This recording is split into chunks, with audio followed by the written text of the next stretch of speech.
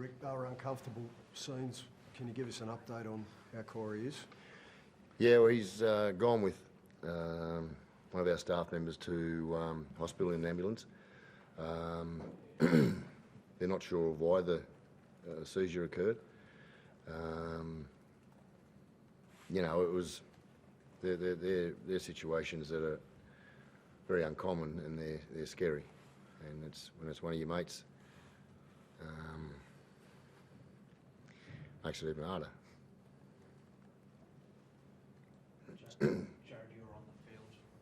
How scary was it for you and the other players out there? Yeah, something you've obviously never come across before, and I'm sure I felt, and the boys all felt exactly the same as you guys, and everyone would have felt the same, mate. I gave a rap before credit. I thank the South boys for coming around and doing the same thing we were doing, and just making sure everyone was okay, and doing whatever we could, albeit not much. We couldn't do a lot, but just trying to help out where they could. And footy was the furthest thing from anyone's mind at the time, which was, like I said, thank the South boys for that as well.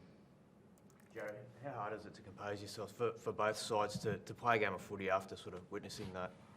Yeah, it's, like I said, it's nothing that probably no one on that field's seen before. So we, obviously there was, for that whole period, I don't think anyone was thinking about football, mate, to be honest. Everyone was just looking out for Corey, and like I said, doing whatever we could if there could be anything, and trying to be there for each other, I guess, and make sure everything was okay. So again, thought everyone around, staff, and they handled it really well as well. They were straight onto it, and they were very calm as well. Rick, you've been involved in rugby league your whole life. Have you ever experienced anything like that previously, or? Oh, I'm not sure, mate.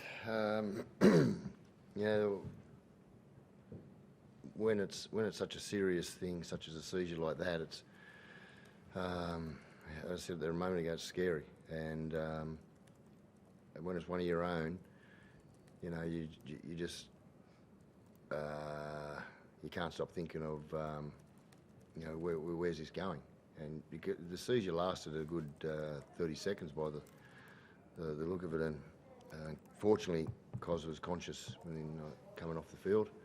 And as I said in the Fox coverage, I just all our prayers and thoughts are with him, and he's got great medical attention immediately, and I support what Toots said, that that's when you see the real character of these footballers. When one of the boys go down, it doesn't matter what team he's on, everyone got around the fact that it was a serious situation, and there's a lot of care out there for him, and that's appreciated by obviously all our players and club, how the South boys handled it as well. But no one likes to see that type of serious scenes. Is it a fair effort from your team to have to go through all those uncomfortable moments? The game was stopped for a good 10 minutes or longer, and then they still found a way to win after South scored again. Yeah, we had to come back. We had to come back from three. Had to come back 3 times being down on the scoreboard, and that just takes guts. And I know how gutsy they are. It's a credit to them to be able to do that. And we had a key member of our spine taken from the field with a leg injury. We had front rowers at back row. We had a hooker at centre at one stage, a very small one at that. But, they were. That's a big win, coming back from the adversity we faced. You must have been impressed with the performances of Josh Papali'i, Corey Horsburgh, Jack in big moments, Jared, they all delivered. Yeah, Jack showed his class there at the end of the game to set up that winning try. The way Josh and with Corey to go to back row, it's a big effort for a big man to play in that position when we're in need, when we're searching for positions. We had 2 of our starting back rowers out, obviously, and then we've got the way Josh and Josh and Taps started that game was enormous. They owned that middle third of the footy field, and they were brutal. And then we didn't have any footy in the second half, so had to do a lot of defending. How has Corey Horsburgh handled the week? week? Like, obviously a lot of talk about Origin. He came up with some real Origin plays, diving on loose balls, dragging players back into the in-goal. How's he handled missing out? I mean, obviously didn't really show. He delivered tonight. Well, it was the way he was going to handle it was the way he was going to handle the move from front row to back row to the edge. And he did it because he's a team first player, and did it for the fact that he knew we were short.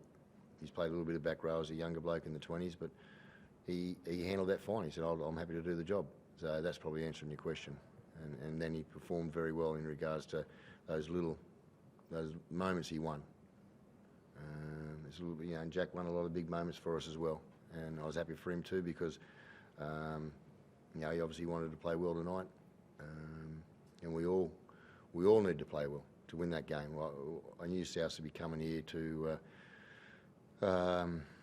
put their best foot forward in regards to having some players out, and they did. Jared, what have you sort of made of the way Corey's, I guess, grown since coming to the club?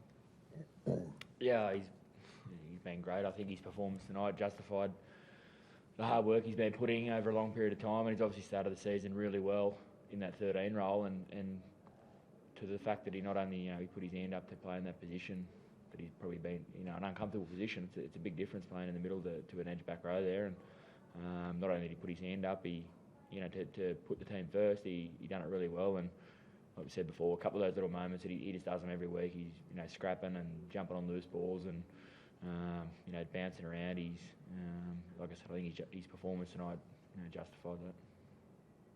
Rick, it was a gutsy win. It looked as though there was a few dubious calls at various stages. Did you have a read on any of that? Or? Yeah, I have. But I'm going to talk about that at the start of the week. The Corey Hudawera thing's on the front of my mind at the moment. It's just too serious of a situation to be for me to talking about what I'm upset with in regards to what you're saying, mate.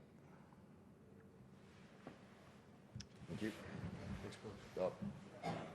Sorry, before you go. Yeah, sorry.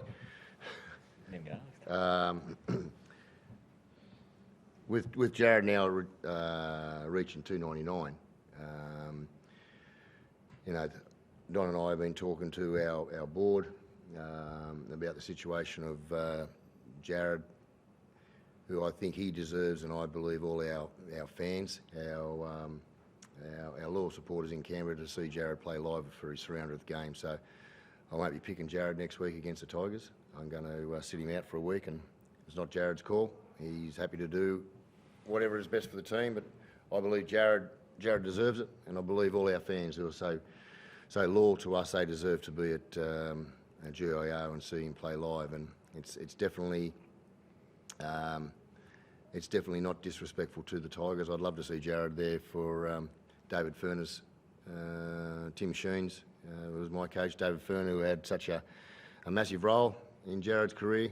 I'd love to have them there, but I believe it was, as I say, it's no disrespect to the Tigers, especially after their last performance. I know how well they've been going over the last month, so certainly not taking our foot off the pedal, but I'm putting respect before our game next week in regards to this bloke here beside me, because he totally deserves it, and so do our fans down in Canberra.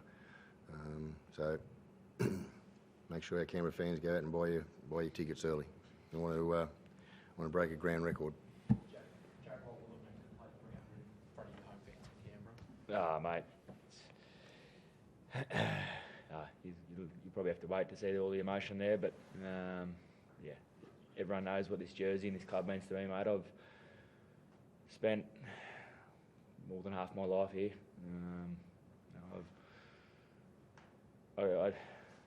I just want, I wear this jersey with so much pride. I try and do the best thing I can for the team and the club, and now I've got a young family. I just want them to, I just want to make them proud. And the family I've got, mum and dad, they've been there a long time. And like I said to Stick, I'll play anywhere, wherever you need me, whenever, and I've said that since day one. And that's how I feel about this club. I appreciate the fact that I'm able to do it at home in a couple of weeks' time, and I know it wouldn't have bothered a lot of the players in town and my family and that where it was. They would have flown to New Zealand if they had to, but I'm sure they'll appreciate anything going up the road. But look, even talking about it now, I think you understand how much it means to me, and not only me, my family, and the boys in the club. Like I said, it's over half my life here, and they've given me every opportunity. And I don't want to keep talking because I'm starting to get more emotional about it, but I love it. Thank you.